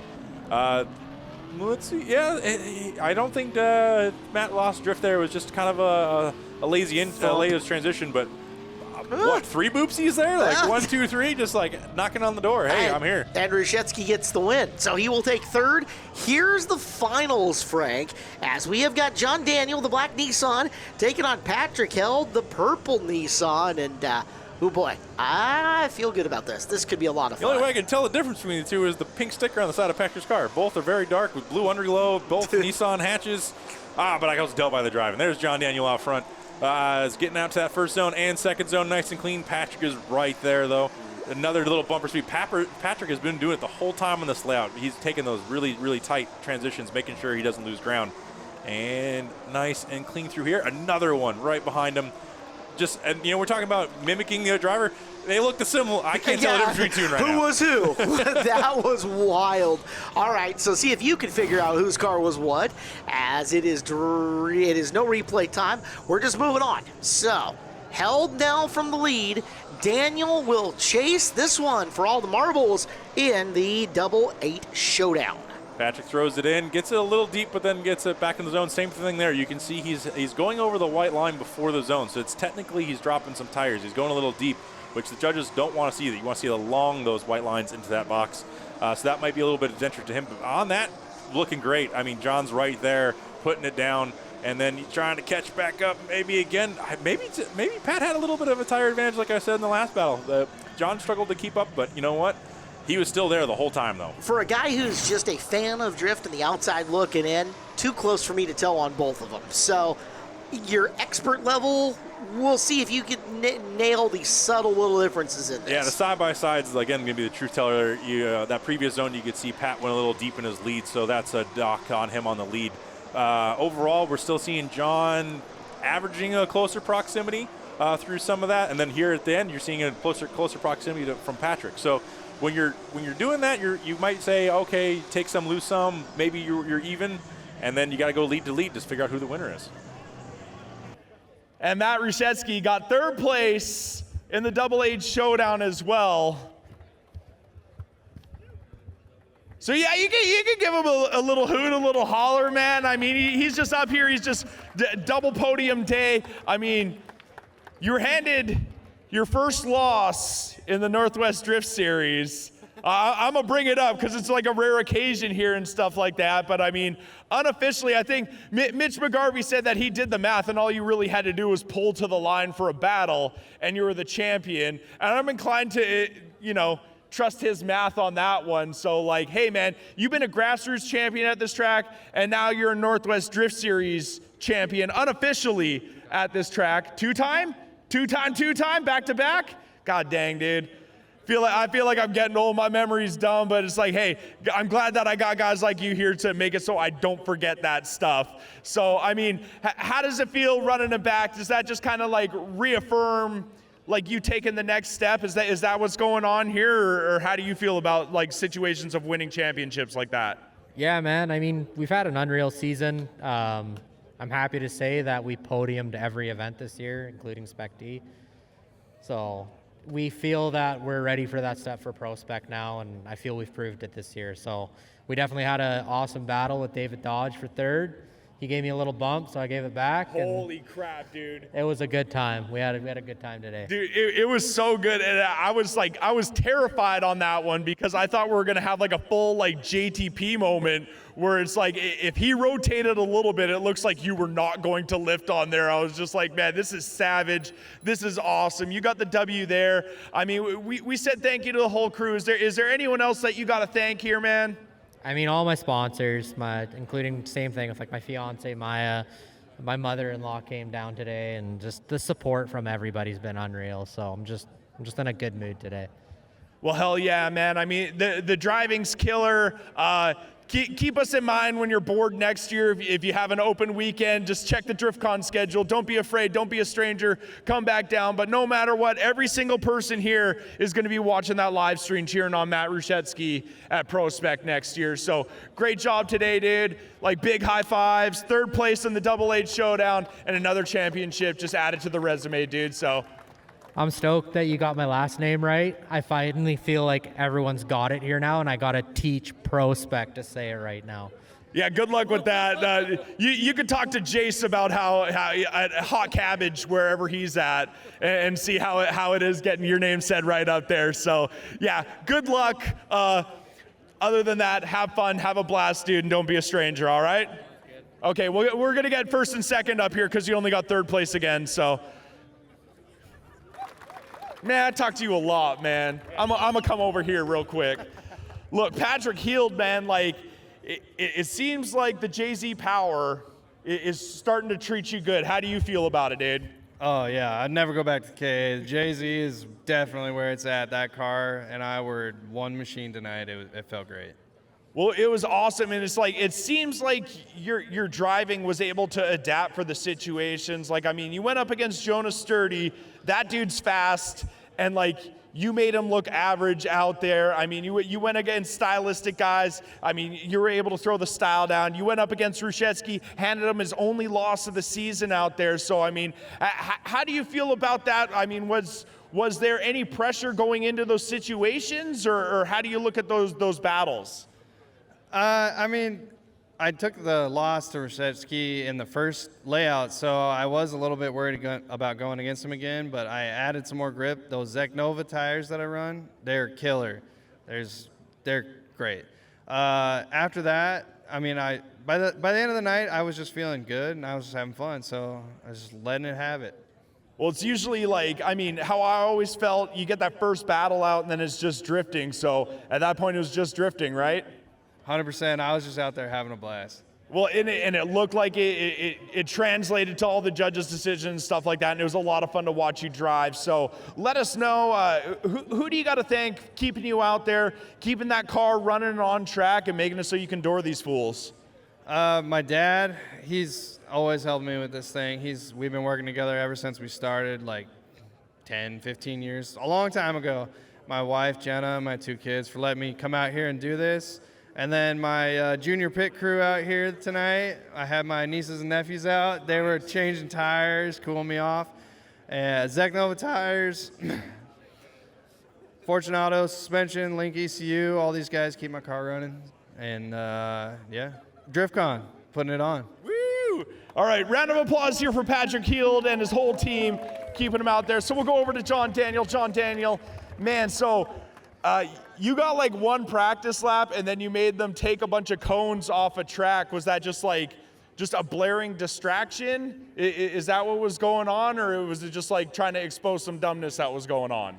I actually didn't even say anything about the cones, but I did get confused by them when I went out there. So my practice lap was like a nothing lap. So, I mean, it seems like you can go through a nothing lap and find yourself here. So it seems like you're doing just fine. So on these Double H Showdown days, did you qualify first, or was that someone else? No, okay, I'm all confused. There's a group A, B, C, and D, and I just start going cross-eyed. You know, I can only count so high, right? So I mean, you know, our education system, the metric system, the conversion rates, it's real tough, right? So you going out there, I mean, you get used to one layout, and then, you know, we're talking about the second layout, going out there for like half a practice lap and trying to go. I mean, what's the mentality going in there? Like, are you really like thinking into it, diving into it, going into a strategy, or are you just kind of winging it? I was kind of using a little bit of a strategy. I got out of the car and just started watching what everybody else was doing because I kind of didn't really know the layout. And yeah, I don't know. I just kind of, after that, I just kind of just went with it. But well, hey man, just going with it works. It works for John Daniel. So I feel like over strategizing, just throw that out the window and just go with it, man. So hey, tell us who's keeping John on track. Tell us who's keeping your Jay-Z hatch happy out there and making it so you're out there for our viewing pleasure. I'd like to thank my wife, Danielle, all of the Goon Squad boys. They were like changing my tires, and it was nice. Tire Streets, GK Tech, Circuit Performance, CT Tuning, the homie Casey, he tunes my car, keeps it going. So. Right on, man. So big round of applause here for John Daniel. I gotta look at my paper, man. I only got so much random access memory. So first place today at the Double H Showdown is gonna go to John Daniel. So John Daniel taking first. Patrick Heald bringing home second. Home Track Heroes continues on here on Seattle 11. Thank you guys for spending your Sunday night with us. He's Frank Mirabelli. I'm Caleb Hart. Our show's brought to you by All Ply Roofing. And Frank, we are into a little different part of the show. We have had our warfare on the 5/8s. We have had the 8/8 thingamajigger. I can't remember the name, but we'll pick it up later. Don't worry, they'll edit that out. Now it's Team Tandem time is what we got going on. Yeah, DriftCon is always packed, and especially the Afterdark one with 3 different types of competition, so there's always some kind of action on track. And some people are more style fun drivers, and that's what the Team Tandem is for, is those guys. So if that's what you're a fan of, you get to have that. Some people aren't really into the competition style of drifting. They don't watch Formula Drift or something like that. This is more of like a JDM feel, right? Like, hey, drifting out there as a team, let's have some fun. We're not out there trying to hit each other and damage each other. We're just trying out there to look good as one solid unit. That is Gridlock that you're seeing out there right now, is the red car piling up the very end of it. Had some problems the last quarter of the course. There will be no replays on this one, so sorry. Enjoy it the first time that it goes out. Taking on Gridlock, this is the Throttle Jockeys, and this is the 1 versus 8 matchup in the round of 8. Yeah, so Gridlock got number 1 seed, but they had some struggles there in their lap. So this is what makes Team Tandem kind of tough. Like, the battle is you got this one lap to go show everybody how good you are as a team, and you make that one mistake as the 1 seed, and now these guys can come out here and just run a clean lap and take the win. We got Jonah there. Oh, it's stacking up nice. A little bit Chad had to fall off there. He was afraid of getting into Jonah a little too hard, but the top 2 guys look good. And then there's that usual height. Yes. Always from Robin. Robin's is the party guy, and boy, is he always bringing the fun. Man. All right, so now you're going to get a side-by-side look at this. I fibbed you guys. I'm very sorry, but here is the comparison. You don't run against each other in Team Tandem. You run with your group, and now here's the second look at it, and Robin Foster leading the way on the Throttle Jockeys, and I dare say, because of the way that red car at the very end was, Throttle Jockeys might pull this upset. Yeah, with the Team Tandem, you're trying to see everybody mimic each other. So you're seeing here on the left, there's no mimic right there. Everybody's doing their own thing, right? And you saw a lot of that with the Throttle Jockeys, a lot of nice mimic. Everybody's shadowing each other with the proximity, and that's what we're looking for in Team Tandem, and that's why they get the win. But you see a team like that with 4 cars, it is harder to do. 4 car versus 3 car, but with 4 cars, when you do something right, it's going to get you those extra special bonus points. Here come the Ratchet Slayers. This is the 4 versus 5 matchup here. Ratchet Slayers up first, and let's watch what they can do here in this course. A little bit of a shorter run too for Team Tandem. Yeah. So we got a little bit of waiver in the front, but you know what? Jarrett's got to get in there. I think this is Jarrett's other car. He has actually 2 purple Zs, and he's got his grassroots one and his pro one basically, and so I think he's out here in this grassroots car. Trying to catch back up with his buddies there. Well, see, and that's a solid finish. All right, so a little bit of a dip and diving in there in the middle, but you come across the finish line clean, and that's where a lot of the good pictures come from, actually, right there too, from that pole. I am as far as Jarrett's going and having 2 drift cars, what's better than having 1? 2, right? Yeah. He who has the most toys wins. Yeah. All right, here comes Ride the Wall. This is the 4-5 matchup. You just saw the Ratchet Slayers ride the wall. They're going 4 deep on this one. Impress us, guys. Let's see what you got. All right. Well, we got a Subaru out front. We got Mazda RX-7. Then we got a new BMW, and then an old Nissan again. So interesting mix of cars. But you know what? These guys drive together all the time. I see them all always out there driving together and practice and open drifts. And we'd like to see a little more proximity there. But again, with 4 cars, it can be a little tough. But we go stacking side by side. We'll be able to see really who had the bit cleaner run here. All right, you guys take a look at that. We're going to take a second and tell you, Tire Pros, the official tire dealer of Evergreen Speedway. Tire Pros, your one-stop tire retailer where honesty is the best policy and they have a hassle-free guarantee. Tire Pros is all the national brands and offers a nationwide warranty on your tires. Go to TirePros.com. All right, you can see here both lead drivers doing what they kind of need to do. So there's a little bit of strategy in Team Tandem. The lead driver wants to go wide and wants to go slow to make sure everybody can keep up. Sometimes when I've done Team Tandem, I've even said, hey, lead car, take some air out or add some air to the tire, take some grip out of the car, slow it down. That way we can all get up on you. So you're seeing that tactic there between those guys. And, it didn't work for either of them because they got to go one more time. Yep. However, we do now get to see the Tandem Knights. This is your 2 seed, and they're 4 deep as well, taking their run in the 2-7 battle. Tandem Knights is a great team here. They've been around for a long time. Drivers come and go and stuff, but they've been out to final bout They're always putting on a good show. Final bout in Wisconsin, final bout in Oregon, all that other stuff. They've won and been on the podium multiple times here with these team tandems. And you can see these are style cars, right? You got the liveries, you got the S15 in the back there with Steven and stuff like that. These guys really are about that Japanese style. That was a very coordinated and looking good run. Now the cars that are all looking the same, graphicked up and ready to go.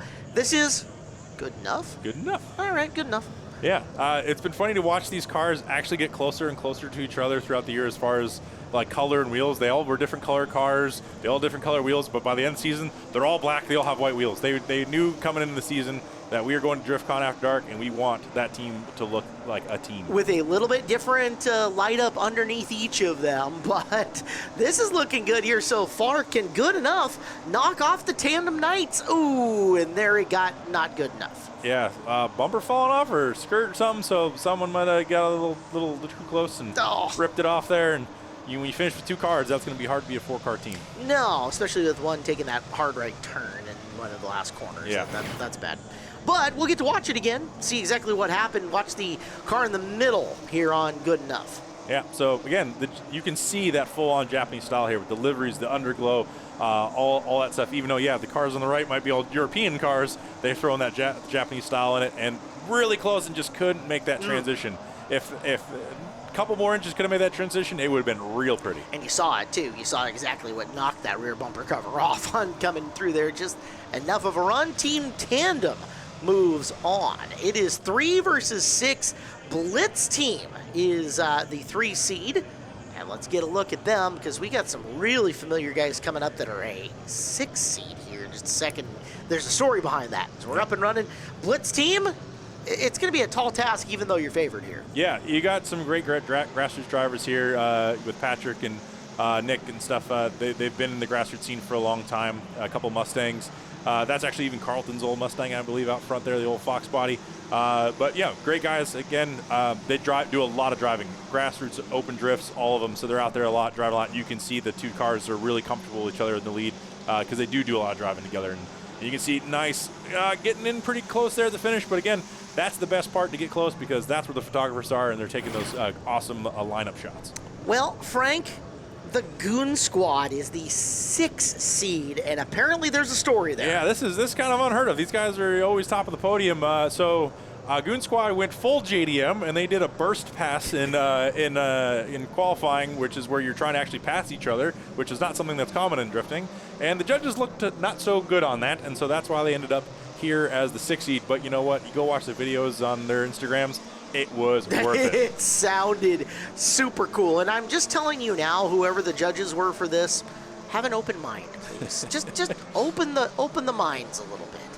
The Goon Squad coming out of the turn. It was high speed. It was high coordination. But was it highly good enough to beat the Blitz team? Let's find out in the side-by-side. Yeah, here we go. So we got side-by-side. Again, this is the great equalizer. It really shows you the difference. You can see it. Goon Squad has got a little more proximity. More mimic, where the other team is struggling to have that perfect mimic. We're looking for that one car to the next car being the same, and Goon Squad's famous for that. That's what they're known for, is being that way, always stacking up and looking in great in photos, man. A multiple time winner here at Team Tandem on our DriftCon programs and on Home Track Heroes. All right, forward moves the Goon Squad. This is the round of 8. One more time. Ratchet Slayers up first. Here they come. Another consummate podium team here, Ratchet Slayers. A lot of guys have been driving together for a very long time through Ignite and all the other teams too. Just maybe a little rusty or something because some of these guys haven't been driving together too much this year, and we're maybe seeing it here. Usually these guys are in solid. We're getting some proximity. There we go. Let's get Jared in there. Maybe that little grassroots car is struggling a little bit tonight or something. There we go. He's getting in there. And there's that photo. That's what we like to see, nice and stacked up there through the finish line. It was wide coming in through that first corner for sure, and we'll see that on the replay, but they definitely got tighter as coming in, Ride the Wall gets one more shot to try to knock off the Ratchet Slayers. 4-car team, this is always difficult to do. You know what? But these guys are extremely talented drivers. Dario, grassroots champion last year, and you have Garrett's been driving forever with this RX-7, very familiar with it. And you can see, yeah, we're getting, there we go. This is what I like to see. We like to see cars nice and mimic, and let's get a little more proximity in there, and we're going to be looking real pretty here through the finish line. You know, there wasn't a ton of proximity there in the beginning, but they all kind of kept their spacing. Wow, new parts for everybody. I love it. Parts guy here loves it. I knew we were going to get wrecks today. Anyways, but that first little bit, it looked like there was proximity, but it all stayed at about the same. And then watch Ride the Wall. It all closes up like at the same time. There is mimicry there. Yeah, and that's another part of the nuances to Team Tandem, right, is the lead driver, again, like I said, you want to be wide and slow, but at the start through that front straight, he kind of gapped his guys, and he had to run that really wide line to let them come back. So you got to remember, yeah, I'm out here to have a good time, but I got to help the guys behind me too. So you don't want to put it too far behind you. You got to be careful on that. And then Garrett just finishes them off there at the end, and they get the win anyways. You know. I only want to be 3 cars for the next round. Yeah. Let's total one of them. All right, so round of 4 now. Here's Ride the Wall again. And Ride the Wall, who just beat the Ratchet Slayers. They got that car fixed up, so we're good to go there. Whatever fell off probably wasn't all that important, apparently. So here we go. See, you can see that again, a little bit of a gap in the lead, but he's putting out a nice wide line and allows everybody to slowly gain back that proximity. And that's what you got to do as that lead driver to help you guys out. It's like watching an accordion expand and contract all at the same time. It's beautiful. Yeah, it's what they call it? They call it the Constantine effect or whatever. When you're going like down the straightaway and the gap opens up, but then when you go to a slower corner, they all come back together a little bit. I believe that's what it's called. Derek, write that down. Constantine effect. Or something like that. We're adding a new one to the Home Track Heroes definitionary. Yeah, something like that. I took it from Formula One. I can't remember now. Oh, perfect. It's been a while. All right, we got the throttle jockeys out there out front. Robin leading the way. We got, yeah, that's looking really nice. Look at that. The mimic is looking really good here. Yeah, not super close proximity, but that's not all it's about. We want that mimic too. So we want all the cars to match each other, and Jonah's right there with Robin, and then waiting for Chad to get in there, and then that's the good little cross the finish line. I don't know if that's quite worthy of the Michael Fassbender perfection meme, but, you know, that was getting close. Yeah, and Robin's pumped again, handing out the sunroof every time. Showman. Love it. All right. So you can see here in the initiation the difference, right? So on the right side, we have the cars much closer on initiation, which allows them to be close throughout the entire run. Where on the left side, Ride the Wall, they start pretty far apart, and then they have to slowly gain that back throughout the entire run. And I think that's going to play out here. We got one more corner, and then we're going to flash the winner. And the winner of this one is the Throttle Jockeys. We'll come back. We will finish up Team Tandem next here on Home Track Heroes on Seattle 11. Final segment of the night here on Home Track Heroes. DriftCon After Dark is brought to you by Green Shields Industrial Supply. Our show here on Seattle 11 is brought to you, of course, by All Ply Roofing, Caleb Hart, Frank Mirabelli, Team Tandem, the beautiful symphony, the concertina effect coming into play here. Yeah, we got it right now. We got her. Well, you know, we had a commercial break to look her up and make sure that we were using the correct European word. That's what the internet's for. That's right. All right, so this is the round of 4. Tandem Knights out on the racetrack right now, trying to make their way forward into the final battle if they can. Yeah, looking like a couple groups of 2 there, which is not what we want to see. It looked like a clutch kick. Maybe the car was down on power and he was struggling to keep it in drift there. But you know what? Steve goes, hey, I'm still going to get right back in it, and we'll finish this strong with his S15 he just got from Japan here in the last year. Looking really pretty with that body kit and that paint job. Well, the winners will go on to go for 1-2. The guys who don't win, who might be, of course, the Tandem Knights now, will run for 3-4. And hey, if you're going to get taken out, why not get taken out by your teammate? Yeah. Right? It makes it a little bit easier. All right, this is the Goon Squad. The Goon Squad with a low seat today, but see if they can make the comeback here, as they are, as usual, in sync. No, not the boy band coming off the corner. Yeah. We got V8 out front, which is very unheard of for the Goon Squad. They do have a V8 car now. John's out front in that, and then the other John is behind him with the typical JZ turbo. But again, just that, especially across the finish line. The Goon Squad, if they might have a couple mistakes maybe somewhere in there, they always finish strong. And that's important to know. You put the V8 out front, the car with, you're thinking, the most power out there. You run the risk of gapping your teammates, right? Yeah, but that's car setup, right? And knowing how to drive it or whatever, you know your guys are behind you. But also, we know from John, I mean, he just won the double 8, right? So we know he knows how to set up a car for speed. Julio's grassroots champion as well. So I don't think it matters that much to these guys because they know how to set up a car and they can make sure, and they drive so much together. They have their setups pretty well matched. Now, one of the things that I have heard in the past is you put your higher horsepower car kind of in the middle. That way he can make up that gap or slow down depending on where you need to be proximity-wise between 1 and 3. As we just took a look there, the Goon Squad did move on. And now the third, fourth battle. Tandem Knights taking on Ride the Wall. Here's the Tandem Knights again. Yeah, so when that silver car pulled out, obviously there must have been a problem because now there's only 3 of them, so that kind of answers that question. Something must have broke there, and we're going to get the nice finish here, nice and tight. It's good to see Shane back. He was an old guy from Destroy. He's there in the white car in the middle, and Steve is right there with him. It's great to see some of these guys coming back that used to be pretty your regulars here at Evergreen, now coming back and drifting again. If the white car is up on that lead car just a little bit more, that's near perfection. Yeah, that was pretty darn good. This is, of course, coming after them. Ride the Wall. Yes, Ride the Wall can do. All right, so again, nice and wide, letting his guys catch up, but they had to be a little shallow there in the middle, and we're looking at that 2 teams of 2 there again, kind of issue with a 4-car team. And Jared has a problem out front, has to pull off. We're getting some attrition here in Team Tandem. Been a long day. Yeah, Garrett's got his hand out the window. He's still hyped, though. Again, guys have been out here a long time. It's good to see Jared back out here with the Subaru. I know he moved away, and he came back to visit us and drive again with his buddies. So here's the side-by-side of it. While we tell you All Ply Roofing, serving the greater Puget Sound region from Bellingham to Tacoma, North Bend to Bremerton, All Ply has you covered. Call All Ply Roofing for a free estimate or visit them at allplyroofing.com. Your residential and commercial roofing team, All Ply Roofing. So we're looking at the proximity just there for the Tandem Knights is I think what gets them that win. Maybe not perfect on the Mimic, but boy, they had much, much tighter proximity. Tandem Knights takes third. This is the final battle. The Goon Squad starts it.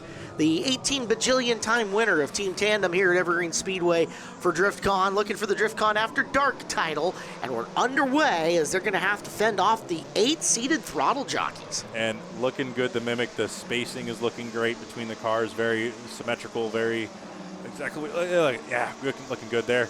Julio needs to get a little tighter, and he's getting in there. And now this is that picture that we always see of the Goon Squad, just always right there within a couple feet of each other and just finishing through the finish line with that utmost synchronization. Just all with that same probably steering wheel motion in sync, coming off the corner, a left, a right, a left, and all the way through the line. All right, throttle jockeys, they're the ones looking to pull the upset. Yes, this is a 6-8 battle, and bye-bye bumper cover. Your rear bumper is now my front bumper. Here we go. One BMW, the other one. Listen, we're trading parts mid-race here is what we're doing for the throttle jockeys. See if they can pull it off. I give them extra style points as the front bumper cover goes flying. Yeah, so if you can't do a burst pass, you pass some of your car over, I guess. That's what we're doing here. That's going to be the new piece. Okay. I love it. All right, that's a new challenge for Goon Squad. We want bumper trading, Listen, literally. This is going to become the new thing in Japanese drifting in no time. We just did it here at DriftCon After Dark. All right, here's the side-by-side. Watch the bumper cover go bloop and picking her right up. That's Jonah in the middle, right? Yes, that's Jonah, yeah. All right, so Foster loses the bumper cover. Jonah picks it up, and Chad's just like, all right, well, what are you passing to me, guys? Come on. Right. You know how this works. Smoke, smoke, pass, right? Well, he almost got a piece of that bumper. It almost landed in his windshield. Close enough. Off the corner, and wow. Hey, guess what? I want to see it again. What do you think? As long as we keep trading body parts, I'm all for it. Let's do it. One more time. Yeah. All right, I'm into it. So, Goon Squad, here you go. Here is one more shot because we haven't had enough fun here at DriftCon After Dark. Okay. Off and running. Can they do anything even more impressively here for not just the judges, but for all of us at home where we're judging them in our heads? There's videos of people passing, GoPros and stuff. Maybe we should start passing steering wheels too. But John's right up there on John, and you got Julio coming in, and there it is every time. After that transition, just that picture-perfect 3-car train right through the finish line. That's why they're on all the posters. Cut it, print it, put it on the poster, call her good. Yep. All right, throttle jockeys, you got one more shot. They've been impressive. I don't know what other parts they have to pass off in between them. None of them have hoods. So. No. I don't know. Okay, so Robin's got, the sunroof up there, and we've seen him stick the hand at it. Toss an energy drink out of that thing, see if Yeah. they can catch them behind them? I Yep. don't know. It's an idea. It's looking good. They are looking good. They're giving Green Squad a run for their money here. Maybe a little bit on the proximity right here, the difference. Just get in there. But, yeah, Robbins just running away from the other two, and that's probably going to seal the deal. It was looking pretty good, though, really clean up to that point. It was a damn impressive run, and we get to watch it one more time in the side-by-side. Yeah, so this is what I would like to see right here is where are they proximity to proximity? On the right, they had the proximity early on. They had a little bit of advantage there early on in the run, but then they just seemed to give it away there at the end, sadly. And then, again, you get to look at this just picture-perfect three-car train with the Goon Squad coming through. Like, that's what we expect out of them, and we would be disappointed if we didn't get it. Well, let's go down. We got hardware to hand off. Ben White, you're up, buddy. Let's give out some trophies. So we can get third place up here, and it's going to be the Tandem Knights. So let's get the Tandem Knights up here. Somewhere, maybe. See, I tried to talk to you guys earlier. You said, no, let's talk later. We'll make it happen later. And absolutely. So we know your cars. Why don't you introduce yourselves, maybe tell which car you drive so we can put faces to what we're actually familiar with. So we start over here. Steven in the S15. I'm Ian in the silver S13. Brundle in the 350Z. Yellow. Shane, I drive the white 350Z. Okay, so as far as like the order goes, we watched it change, right? So you guys were like mid-competition and mid elimination rounds, and then all of a sudden we went Z chassis up here and S chassis back there. So was that a quick decision? Like who incited that? Was that like a team orders? Like how'd that go? Who wants to answer it? Go. He can speak. I can answer it. Yeah. Who wants it? Steve. Okay. He's closest. No, we got a text while we were out there that said you guys should switch, so we tried it. It was from Eric. We trust Eric, so yeah, we gave it a shot. Yeah. I mean, it worked out pretty good, but then all of a sudden, Ian exit stage left. So what had happened there? So I have low compressions, about 60% blow by, and we put the boost up to try to do that, and then it just completely left the chat today. So I lost all power on that, and that's why I had to just leave. All right, well, big bummer. Hilarious move. It's like I got too much blow by. Let's just put more air in the cylinder and see what happens there. So that happened early in the day, and you were overcompensating basically all day? It happened last week, and it happened last week, and I knew, so we put it up today and just said, let's go, and worst case, this happens, and this is what happened. So, but hey, we're still up here. Last event of the year can't hold anything back, right? Exactly. You know what I mean? So, it was awesome to watch. Some teammates who are usually here aren't here. You guys got guys to step in, but it looks like it's a whole team effort, right, to make it work. So it was awesome to watch. Who do you guys got to thank for, keeping you out here, making the cars look sick, by the way, like some of the best looking cars out there. Like, Yeah, Style House, I don't know, all of our friends, everybody that supports us. We really just do it for fun, so it's cool to be up here, but yeah, it's all our friends that support us. Well, you know what? It's awesome to watch you guys put on a show, and I hope to see a whole bunch more of it in 2026. So big round of applause here for Tandem Knights, third place this year. I forget how tall you are, man. It freaks me. Like, I see the E30 out there, and I'm just like, oh, it's Robin Foster. And then I get here, I'm like, it's Robin Foster. All right, put some respect on it, okay? Big guy. So, hey, man, Throttle Jockeys, what I want to touch on, I think, is you, okay? Because you started off with the Datsun truck Z-Car, and then you went and did the hoon-off with it, and then you came out with, like, the more competition-oriented car. Was that a planned maneuver, or was that you just, like, kind of winging it on the spot? That was more just winging it. I enjoyed driving it too much, and I had tire left over, and then seeing how close everything was in time, I wasn't going to be able to change tires to go out. So I actually had Riker drive the car on grid, and I ran from the trailer to the car. That's hilarious because like I realized what was going on and I realized where you had been 1 second and where you were the next second. I'm like, this is hilarious. This is just pure comedy. So it makes sense that all happened there. As far as like, I don't know, let's talk about strategy here. As far as like team order, right?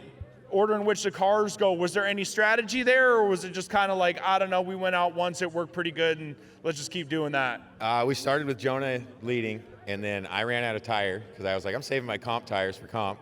So I ran back and got a really old pair of tires for my Subaru that's probably like 7 years old sitting in the shop. Put them on and was like, I have no grip. And he's like, cool, well, you're leading. We'll just run you down. He's like, can I hit your car? And I was like, you can leave a mark, but please don't hit it too hard.